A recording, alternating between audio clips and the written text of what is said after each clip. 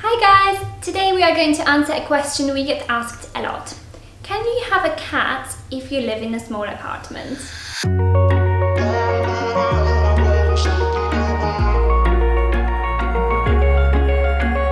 The short answer is yes, you can. We live in one bedroom apartment. It is about 48 square meters, so really not that big. And today we are going to show you how we set it up for our two cats. The size of the place you live in doesn't really matter that much, as long as you can provide all of the essentials for your cat in there. So Bluebell, as you can see, is very happy and chilled here. Hey! Okay, I'm gonna let him go now. Your cats just need a few dedicated areas of your home that can satisfy their needs. So it's places to eat and drink, places to go to the toilet, of course, and places to play, scratch and sleep. As long as you've got all of these covered, they will be absolutely happy living in a small space. We have two very happy tails eating at their eating station. So we've got the food bowls and a fountain with water in the middle. What is important is just that this space stays the same, so that they are used to eating in this space and that they feel safe. So there is nothing that is loud around them. It's not a place that we have to walk through a lot. We've got like space here, so they can always come here, eat their food and just be happy.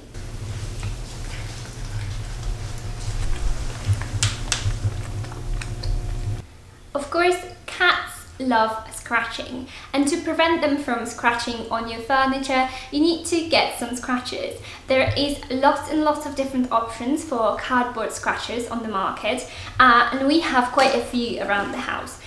From really tiny ones like these ones, we have one just in next to the front door, and we just got another one which we'll probably keep in the bedroom. These are very useful because you can fit them in really small places and the cats can just come and scratch on them.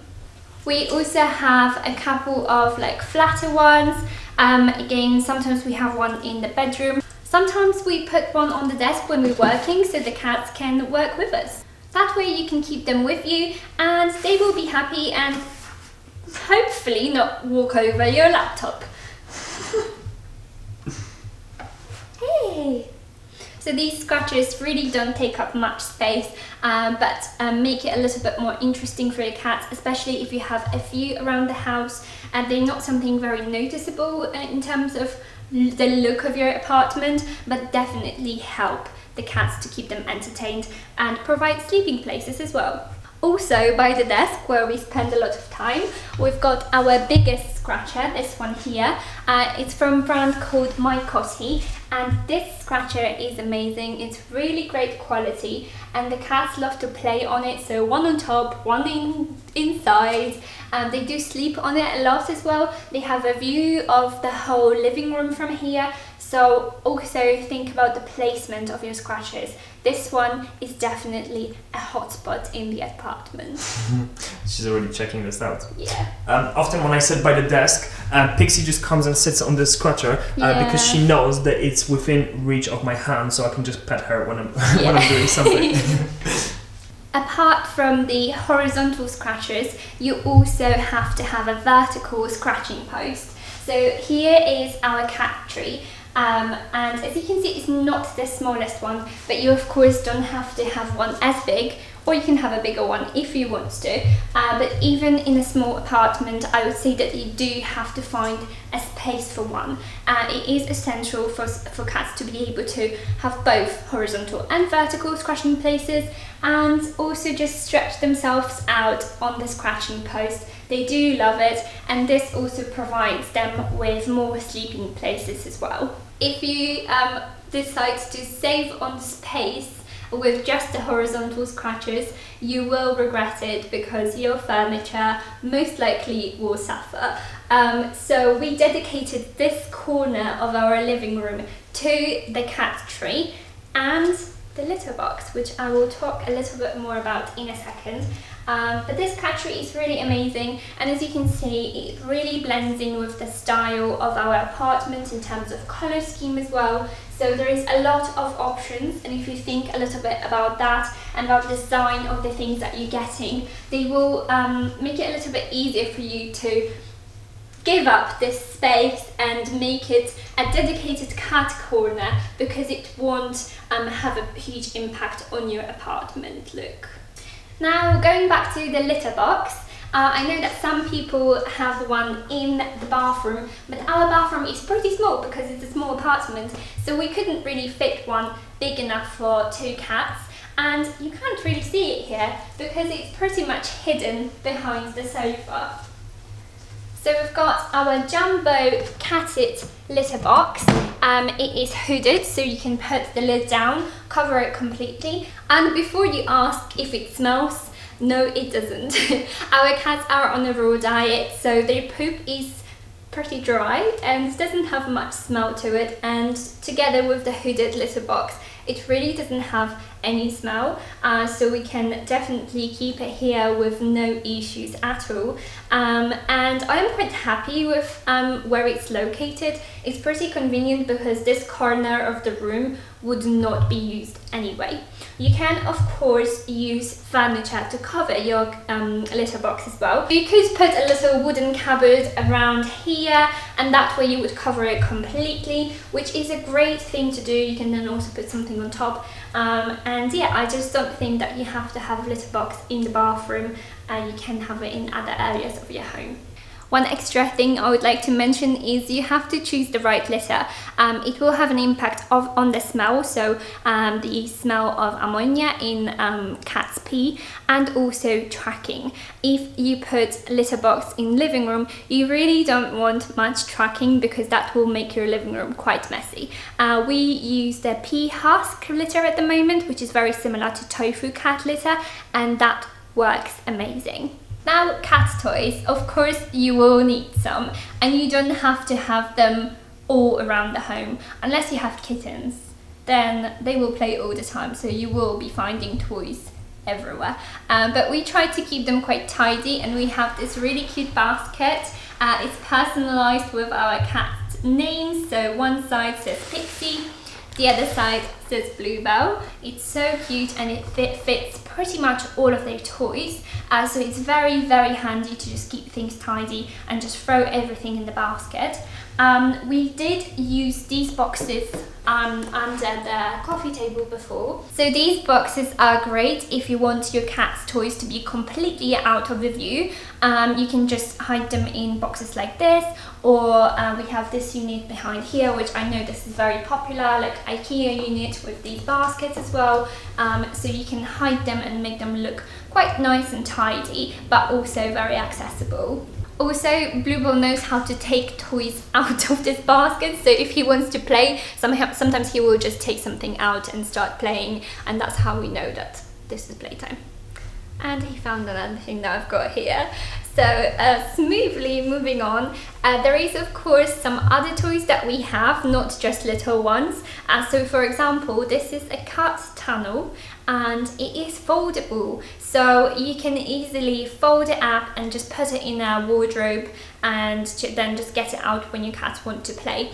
The same thing comes to the catted play circuit, which our cats love, but again, you can just put it away if you don't want it out all the time. So things like this that can be compact and easily put away are a great thing for small apartments. So when your cats want to party, you can get them out, but they don't have to be in the view at all times.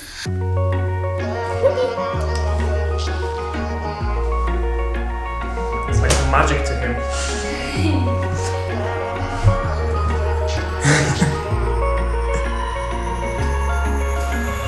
Wish I could say I was finally over you, but that's not the truth. Everyone always keep falling in love again. The fuck's wrong with them? I don't understand. It's also a cat transporter. Loopy. Hello. As I mentioned with the cat tree, a great tip is to match the cat themes to the color scheme of your flat. So for example, we have this here, which is a cat sleeping bag from 𝚘𝚊𝚕𝚕. It's all handmade and it's in this beautiful taupe color.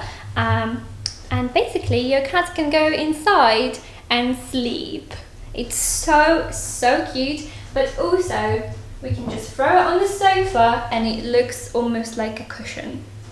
We also have this cat house here, and we put grey cushions on it. So this is something that they can scratch on as well. There is a little hole in there, and then another sleeping space on top. So again, we just matched it to quite a neutral colour scheme at home, but it is also sort of a two-in-one because Matt sometimes sits on it to put his shoes on, and sometimes we put it under the desk and the cat can just look out the window sleeping on it, or I just put my feet on it when I'm working at the desk as well. So finding things that work with your flat and just fit perfectly in spaces that you have or are multifunctional is just the best thing that you can do in a small space. So everything you just saw is in one room. So this is all in our living room. Pretty much all of these items live here, apart from a couple of the scratchers that we have in the bedroom sometimes, and the toy basket is normally in the bedroom as well. Kitchen is here with the bowls and the fountain. So really you do not need much space. So also looking at it, you can get an idea of how you can design your space to be cat friendly but not looking like crazy cat lady's home. Bluebell? Okay, so this is Bluebell is attacking my leg. I think he got a bit lost. He got excited because the tunnel was put away for a couple weeks now. Okay, so this is a regular adult human-sized bean bag, but yes, it is a cat bed as well. So this is not something that we bought for a cat, but it is mainly used by Bluebell. He uses it more than me. He does, and when you okay, and when Matt sits on it and just like plays on the Xbox and would get up and go for a wee, by the time he's back, Bluebell is already sleeping there. He's about to jump in, I think.